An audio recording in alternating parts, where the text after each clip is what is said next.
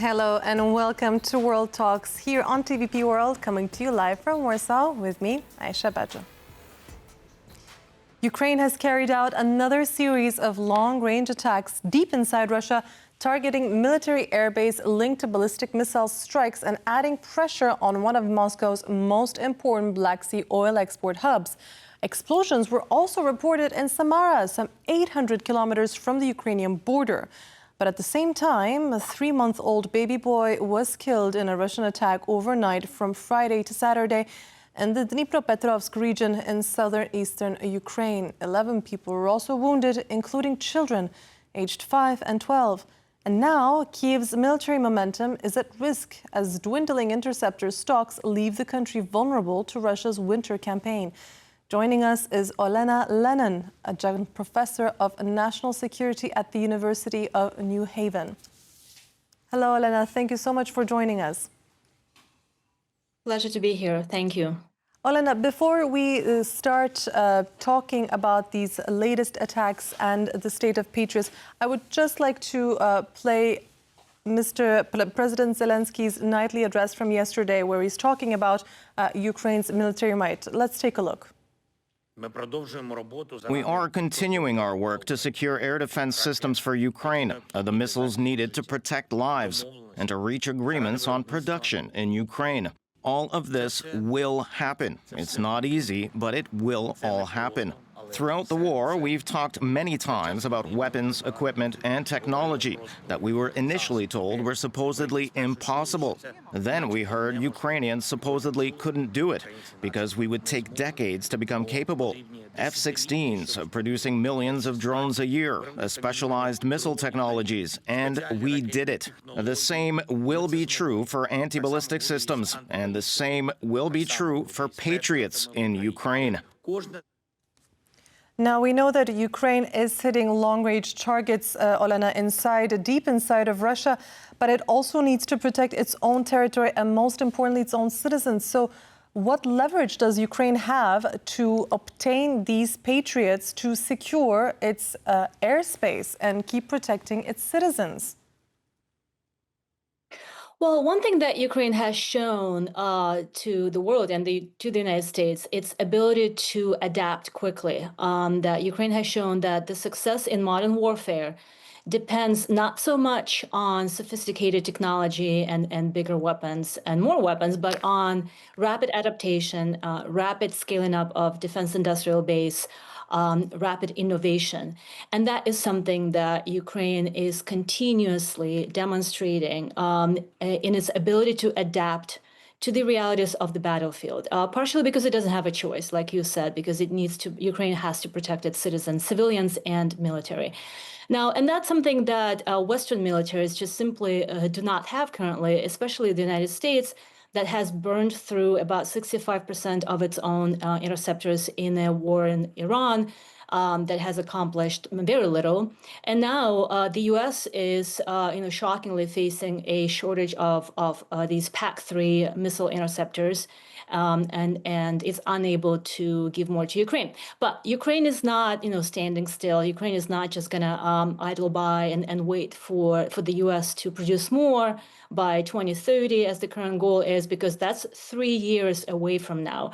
So what Ukraine has done is they have shifted the campaign of drone-dominated strikes to a more integrated approach of using drones and homemade missiles, long-range missiles, such as Flamingo cruise missiles, that they're now basically preventatively striking Russian airfields, ammunition depots, physical infrastructure from where attacks are launched against Ukraine.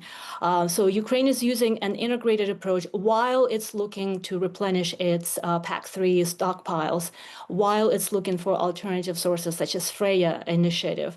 It is now more proactively targeting Russian infrastructure to prevent Russia from launching these attacks against Ukraine and making more weapons. Mind you that Russia is still able to make up to 100 ballistic missiles a month with the help of North Korea in particular. And Ukraine would need at least 1,500 of interceptors a year And the US currently produces about 800. So even if the United States gave Ukraine all of its interceptors, it would still not meet Ukraine's needs. So the problem here is America's own inflexible and ineffective defense industrial base that is just not able to adapt quickly enough. So you just said that even if the United States did give all of its interceptor missiles, it would not be able to meet Ukraine's needs. So how will Ukraine actually bridge that gap? And if they don't get these Patriots, if they don't even get the license to build them themselves, what are the alternatives for Ukraine? I mean, you've just mentioned some, but let's sum it up a little bit. What are we looking at here? What are the alternative roads for Ukraine's security? Well, it's a combination of things. Number one, there's still a lot of Patriot missiles sitting in Western military's inventories among U.S. allies in Europe and in Gulf countries. So Ukraine could make a deal with European countries and the Gulf countries on purchasing those Patriot interceptors. And that would then create a need to where West NATO countries and Gulf countries could actually modernize their stockpiles by purchasing newer versions from the United States in later times. Again, the United States is now rapidly scaling up production. It's just that it's going to take at least a year or 2 years, but currently, the proposal with Lockheed Martin has the U.S. tripling its production by 2030. Again, that's still 3 years away, 3.5 years. But other countries have that time to wait. Ukraine doesn't. So what Ukraine can do is work with its partners in the region to actually draw some of those interceptors from the existing supplies in allied militaries. Number two, continue doing what Ukraine has been doing is proactively target Russia's physical infrastructure, logistics hubs, ammunition depots, but more importantly, launching systems that actually deploy these lethal weapons into Ukrainian cities. Number three, Ukraine has to continue working on political solutions, on political leverage, particularly on passing the long-awaited Sanctioning Russia Bill Act that's currently, it has passed the Senate and it's waiting to be heard in the House. The House is currently on a break, the U.S. House of Representatives, but they will, when they finally hear it at the end of August, hopefully, if it passes, it will be able to significantly diminish Russia's ability to remake its military machine. So it's a combination of drawing from existing stockpiles from the allies who do have the benefit of time, who do have time to wait, but Ukraine doesn't. In time, the U.S. will be making more of these interceptors, and Western Europeans will be making more interceptors. I don't think it's realistic for Ukraine right now to get a full license to produce the Patriot missiles at home, but maybe they will at least have a license to make some components in Ukraine to create joint productions. And then lastly, we really need this sanctions bill to pass to put a dent in the Russian economy and its ability to rebuild its military. So it's a combination of different approaches. So in your first point, you did say that allied military forces were one of the best ways to get these Patriots. But at the same time, Russia may intensify its efforts to destroy anything used to support Ukraine from the West. Do you think Europe will face more threats and acts of sabotage from Russia, like the drone incident, for instance, in Leipzig, and recent explosions in weapon manufacturing plants in some European countries, drone incursions? I mean, we're looking at hybrid warfare here waged on European Union as well, on NATO countries. Do you think that they will actually pull away from giving this kind of support to Ukraine, like giving their Patriot stockpiles, for instance, with Russia's aggressive behavior to influence them and not helping Ukraine? Right. Absolutely. I mean, European fears are understandable, of course. But at the same time, Ukraine is part of the battlefield. While Russia is waging a hybrid war against Europe, it's waging a kinetic, physical war of destruction, war of attrition against Ukraine. So Ukraine is the front line of European security. Right? These are not separate conflicts. Russia is fighting against Europe and against the European way of life and European democracy. And Ukraine is the main battlefield, the physical, the kinetic battlefield. Europe is the political and hybrid battlefield. So these are interconnected battlefields, right? These are interconnected fronts. So Ukraine is not a problem. Ukraine is part of the solution, right? And Europe is stronger with Ukraine's ability to defend itself than without Ukraine's ability to defend itself. So I think that Europeans, should just really look at Russia's threat as an integrated threat in which Ukraine is a critical component of European security.